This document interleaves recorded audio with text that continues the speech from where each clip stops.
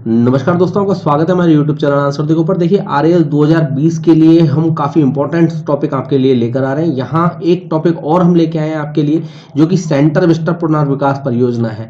देखिए रीडेवलपमेंट जो ये योजना बनाई गई है सेंटर विस्टा की, ये चर्चा का विषय क्यों है इसके बारे में हम आपको बताएंगे। यहाँ पर इससे रिलेटेड जो महत्वपूर्ण बिंदु है वो हम आपको बताएंगे। अगर आरएएस 2020 में इस क्वेश्चन को अगर पूछा जाता है तो इसके बारे में हम आपको यहाँ पर थोड़ी डिटेल से जानकारी दे रहे हैं, और वो जानकारी आपके लिए अगर छोटे जो क्वेश्चन आते हैं उसमें आप दे सकते हैं। इसको बिल्कुल डिटेल वाइज हम आपको यहाँ पर बता रहे हैं। तो देखिए स्टार्ट करते हैं। सबसे पहली बात करते हैं कि ये सेंटर विस्टा जो है अभी चर्चा का विषय क्यों है। देखिए सेंट्रल विस्टा जो पुनर्विकास परियोजना है, सबसे पहले तो हमें ये जानना जरूरी है कि सेंट्रल विस्टा में आता क्या क्या है। सेंट्रल विस्टा के अंदर आता है एक तो पार्लियामेंट हाउस आता है, एक आपका राष्ट्रपति भवन आता है, नॉर्थ एंड साउथ ब्लॉक आते हैं इसके अंदर, और इसके अंदर इंडिया गेट आता है, और बीच में जो राजपथ बना हुआ है वो आता है 3 किलोमीटर लंबा राजपथ एरिया। ठीक है, ये सेंट्रल विस्टा के अंदर आते हैं। इन सेंट्रल विस्टा के मैं आपको इसका फोटो दिखाऊंगा। इस फोटो में आपको बताऊंगा कि कौन कौन सा एरिया इसके अंदर आ रहा है। देखिए ये प्रोजेक्ट लगभग 20,000 करोड़ के लगभग प्रोजेक्ट है, 20,000 करोड़ के लगभग का प्रोजेक्ट है जिस ये रीडेवलपमेंट का। और ये चर्चा का विषय इसीलिए बना हुआ है क्योंकि अभी जो अपोजिशन पार्टी है उन्होंने इसके लिए विरोध किया है, अपोज में है वो इस परियोजना के लिए। और इनका अपोजिशन में होना भी जायज बात है, क्योंकि अभी जो जो स्थिति है, देश की स्थिति है, बहुत बुरी स्थिति हो रखी है, इकोनॉमी पूरी धराशायी हो रखी है।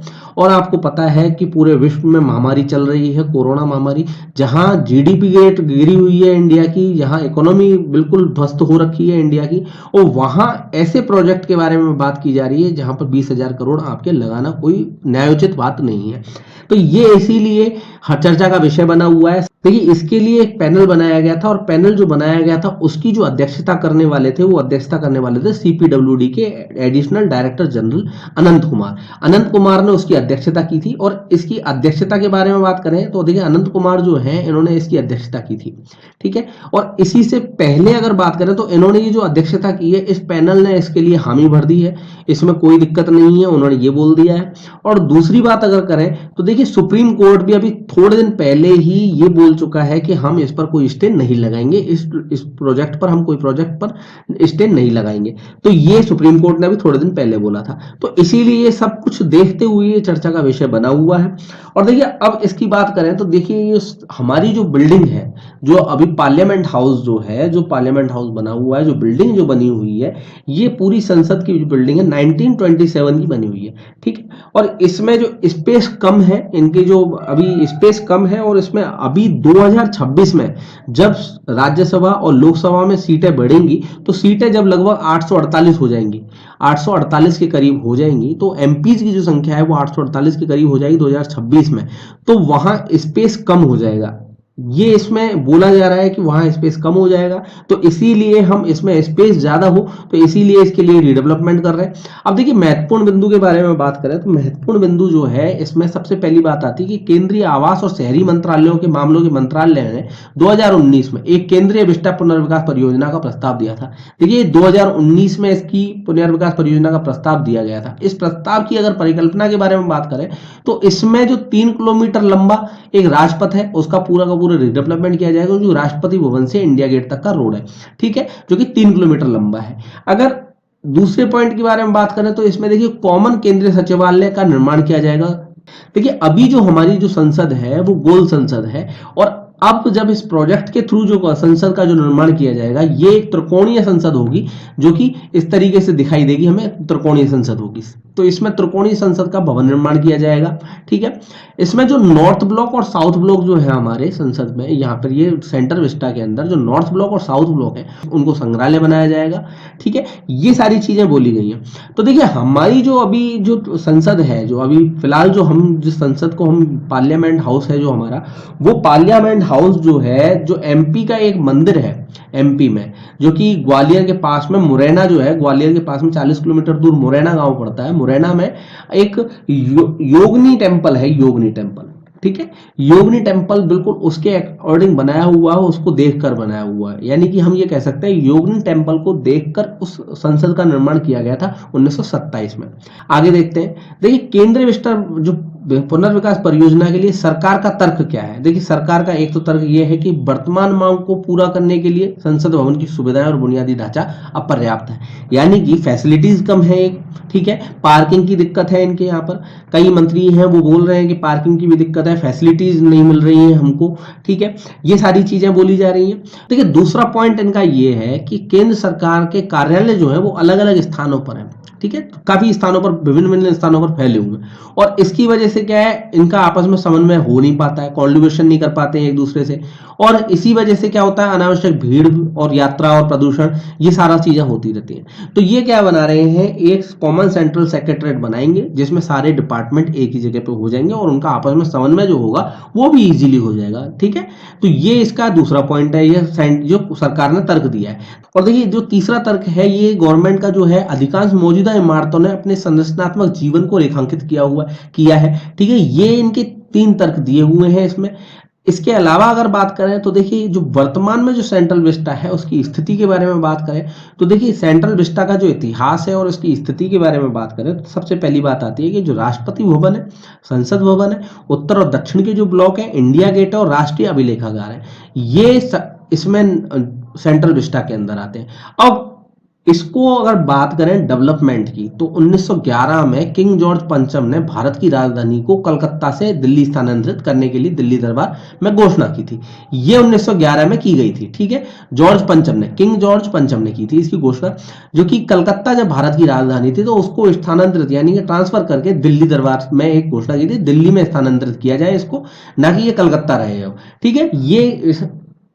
ये इतिहास है सेंट्रल विस्टा का। इस नए विकास जो शहर का जो निर्माण कार्य किया था वो एडविन लुटियंस और दक्षिण अफ्रीका के जो वास्तुकार थे हर्बर्ट बेकर, तो उन्होंने इस शहर का निर्माण कार्य किया था, ठीक है, ये इसका इतिहास है। और देखते हैं, और देखिए, ये जो संसद भवन जो है ये लुटियन और बेकर ने दोनों ने बनाई थी, इसका डिजाइन किया था, ठीक है। अगर राष्ट्रपति भवन की बात करें तो एडविन लुटियन ने इसका डिजाइन किया था, और सचिवालय जो है उत्तर और दक्षिण दोनों ब्लॉक में शामिल है, ठीक है। ये जिसमें जो उत्तर और दक्षिण दोनों ब्लॉक में शामिल है, ये हर्बर्ट बेकर के द्वारा डिजाइन किया हुआ था। ये इसका इतिहास है संसद का, हमारी जो संसद है अभी, इसका इतिहास है सेंट्रल विस्टा का। अब आगे बात करते हैं, देखिए इसको थोड़ा सा डिटेल से हम देखें यहाँ पर, तो देखिए ये है इसका नॉर्थ ब्लॉक और ये साउथ ब्लॉक है, ये यहाँ पर, ये आपका दिल्ली इंडिया गेट हो गया, यहाँ पर हो गया राष्ट्रपति भवन हो गया, ये सचिवालय हो गया, यहाँ पर हमारी पार्लियामेंट है ये वाली, तो ये सारी चीजें हैं। तो ये इनको सबको डेवलप किया जाएगा। ये राजपथ है, ये 3 किलोमीटर की लंबाई जो है राजपथ है, इसको रिडेवलप किया जाएगा। तो इसके अंदर ये सेंट्रल विस्टा जो पुनर्विकास परियोजना है, इसके अंदर ये आपके जो ब्लॉक है, नॉर्थ ब्लॉक और साउथ ब्लॉक, देखिए नॉर्थ ब्लॉक की अगर बात करें तो नॉर्थ ब्लॉक में तो जो 1857 है उसकी जो 1857 के बाद का इतिहास, उसके लिए म्यूजियम बनाया जाएगा, ठीक है। और जो साउथ ब्लॉक है इसमें 1857 से पहले का जो इतिहास है भारत का, उसके लिए म्यूजियम बनाया जाएगा साउथ ब्लॉक में, ये आपको ध्यान रखना है। तो एचसीपी कंपनी जो है ये गुजरात की कंपनी है, इसका जो निर्माण कार्य मिला हुआ है, इसने ये बिड लगी थी, एक बिड हुई थी जिसमें बिड के अंदर ये एचसीपी ने बिड लगाई थी, तो एचसीपी को इसका निर्माण कार्य का काम मिला है। इसकी अगर बात करें, अभी तक गवर्नमेंट ने इसके लिए 200 करोड़ रुपए के लगभग इसको दे चुकी है। अगर ये जो प्रोजेक्ट की बात करें तो ये प्रोजेक्ट 2019 में लेकर आया गया था, और इसको 2020 में जब लेकर आ रहे हैं, और इसके जब प्रस्तावित प्रोजेक्ट को जब पास किया गया है तो इसकी जो रेट थी तो वो 18% इंक्रीज हो चुकी है, जो लागत रेट जो बताई गई थी अब उससे भी 18% इसको ज्यादा इंक्रीज हो चुकी है, ये ज्यादा लगेगा पैसा अब अपना। तो 20,000 करोड़ के करीब ये लागत का पैसा इसमें लगेगा, 20,000 करोड़।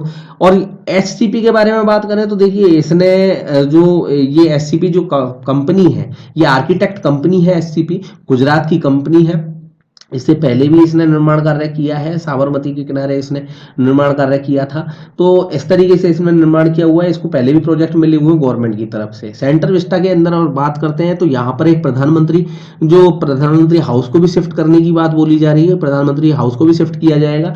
और इसमें ये जो एरिया दिख रहे हैं, ये वाले और ये वाला जो एरिया है, यहाँ पर ये नई बिल्डिंग्स बनाने का है। और लेकिन इस सबसे बड़ी अगर बात करें तो ये जो हरियाली है, इस प्रोजेक्ट के जो अपोजिशन में है वो ये कह रहे हैं कि भाई इतना पैसा हम वेस्ट करेंगे, अगर इतने पैसे को हम कहीं दूसरी जगह यूज करते हैं तो 20,000 करोड़ रुपए अगर हम कहीं यूज करते हैं तो हमारे अगर देश को अगर जो हेल्थ केयर है उसके अंदर यूज कर सकते हैं, ठीक है। और हेल्थ केयर की बात करें तो इस पैसे से अगर बात करें तो लगभग 13 लाख के करीब तो हमारे पोर्टेबल वेंटिलेटर आ सकते हैं, 7 लाख के करीब वेंटिलेटर आ सकते हैं इसमें, इस पैसे से।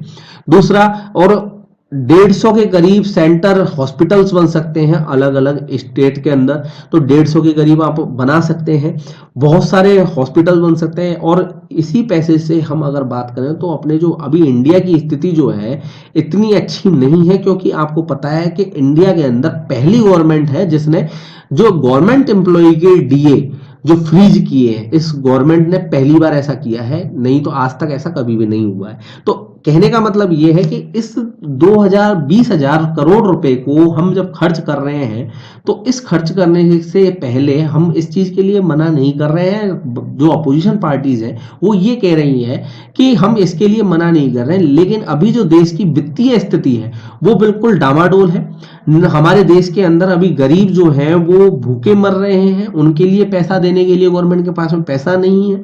लेकिन यहाँ 20,000 करोड़ रुपए जो वेस्टेज, जो पैसा जो वेस्ट जा रहा है उसको खर्च करने का कोई औचित्य नहीं है, ये चीज बोली जा रही है अपोजिशन जो नौकरशाह हैं उनके द्वारा। और इसमें ये बोला जा रहा है कि जो ये हरियाली है, इस हरियाली को आप बर्बाद कर देंगे, इसको इसका क्या होगा। इसके लिए यहां अगर आप बिल्डिंग बना देते हैं, इन जगहों पर बिल्डिंग बना दे तो ऐसी हरियाली आप वापस नहीं लगा सकते हैं। तो ये सोचने वाली बात है। तो इसमें अगर आप हमें बताएं कि सेंट्रल विस्टा जो प्रोजेक्ट है ये उचित है या अनुचित है, इस प्रोजेक्ट को करना चाहिए गवर्नमेंट को या नहीं करना चाहिए। दूसरी बात यह है कि आरएएस के थ्रू हमने आरएएस के लिए बताया है, तो इसमें जो मेन पॉइंट है वो आपके लिए काफी इंपॉर्टेंट है। अगर आपको वीडियो पसंद आया तो जरूर आप वीडियो को लाइक करें, चैनल को सब्सक्राइब करें। धन्यवाद।